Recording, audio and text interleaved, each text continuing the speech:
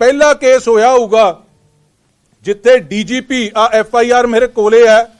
FIR तो 4 लाइनां दी है, बाकी तो हरप्रीत सिंह सिद्धू की रिपोर्ट ही नाल लाई है जिहदे डीजीपी साहब ने क्लीयरली लिखिया that I direct you to register an FIR।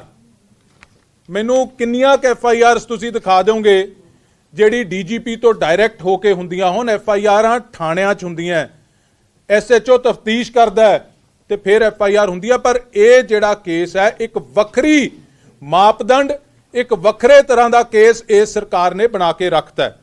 जिहड़ी मैं गल कर रहा सी, 2 DGP बदले गए, 3 डायरैक्टर ब्यूरो ऑफ इन्वेस्टिगेशन बदले गए, सारे SSPs ते प्रेशराइज किया गया कि तुसीं ये केस दर्ज करो। SSPs ने लिखती जवाब दिता है इस सरकार नूं। जदों वो सारा कुछ ना होया, सारी स्टेट का माइट यूज करके इन्हां ने एक FIR दर्ज की। बनूड़ थाने चो 56 नंबर FIR चक के शायद 2014 की, ते फिर उस थाने च क्यों ना दर्ज की है दोबारा FIR।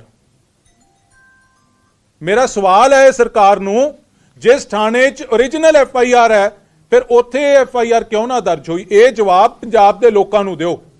वो इस करके नहीं हुई कि पटियाला पुलिस ने जवाब देता कि असी इलीगल एक्ट नहीं करांगे। लिखती जवाब SSP पटियाला ने सरकार नूं दिता है।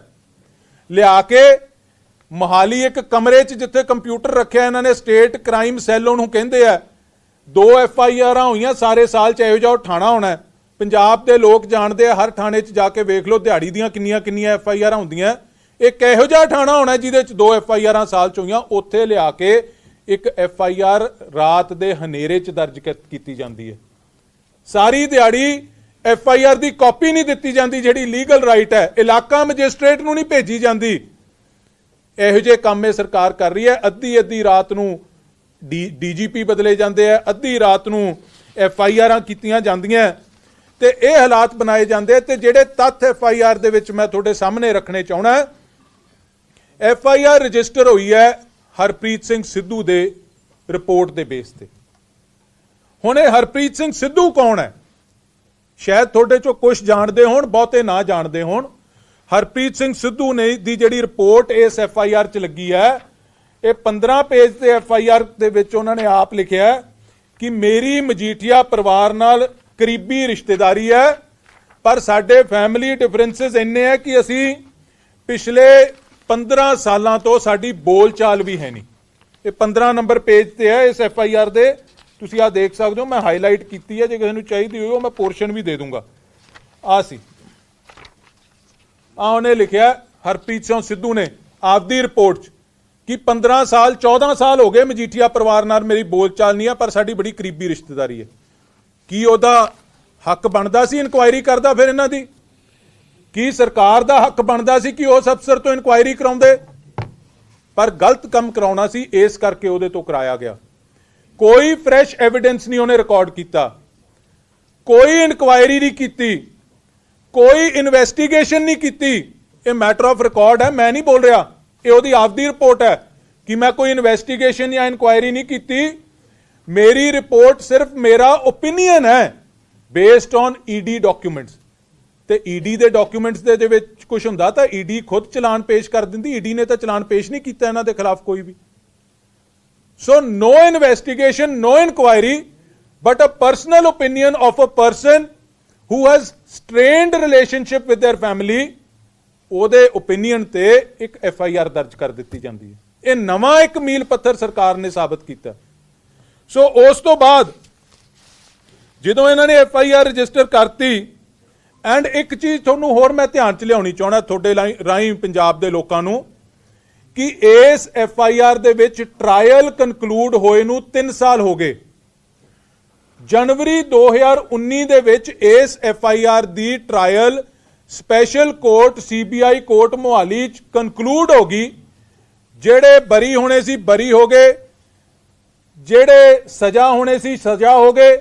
ना कोई समन, ना कोई बयान, ना कोई ना किते भी ट्रायल दे दौरान या जजमेंट दे दौरान बिक्रम सिंह मजीठिया दा नहीं आया। जो ट्रायल कंकलूड हो गया, जजमेंट आ गई, ਉਸ ਤੋਂ ਬਾਅਦ ਜੇ ਇਨਕੁਆਇਰੀ ਕਰਨੀ ਹੈ, ਕਾਨੂੰਨ ਇਹ ਕਹਿੰਦਾ ਹੈ ਕਿ ਜਿਸ ਅਦਾਲਤ 'ਚ ਟ੍ਰਾਇਲ ਆਲਰੇਡੀ ਹੋ ਚੁੱਕਿਆ ਹੋਵੇ ਉਸ ਤੋਂ ਉੱਪਰਲੀ ਅਦਾਲਤ ਦੀ ਪਰਮਿਸ਼ਨ ਲੈ ਕੇ ਤੁਹਾਨੂੰ ਫੇਰ ਉਸ ਕੇਸ ਨੂੰ ਇਨਵੈਸਟੀਗੇਟ ਕਰ ਸਕਦੇ ਹੋ।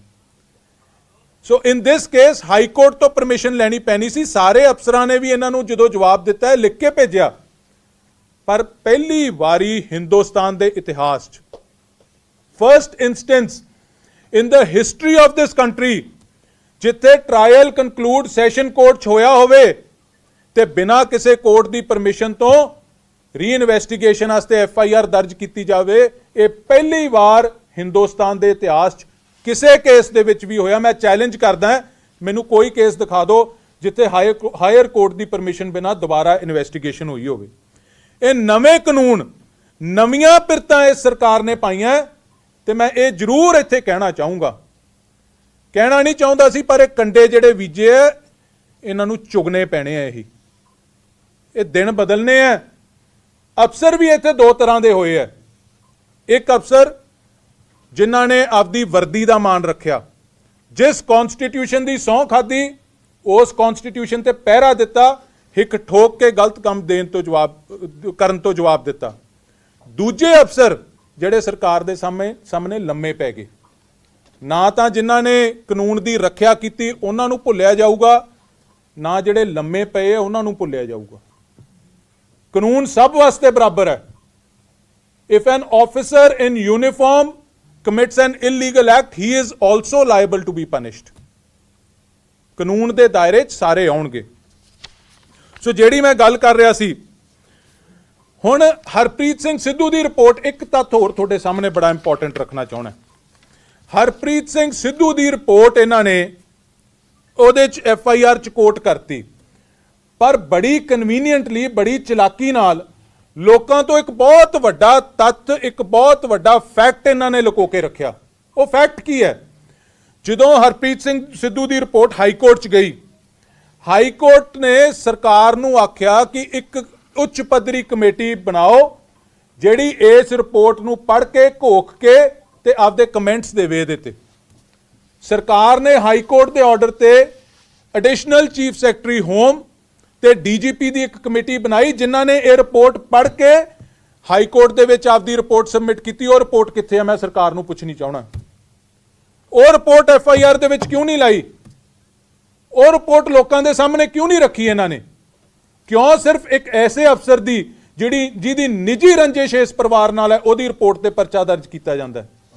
ਉਸ ਤੋਂ ਇਲਾਵਾ ਹਾਈ ਕੋਰਟ ਨੇ ਇੱਕ ਖੁਦ ਆਰਡਰ ਕਰਕੇ ਔਨ ਇਟਸ ਓਨ 3 IGs ਦੀ ਇੱਕ ਸਿੱਟ ਬਣਾਈ।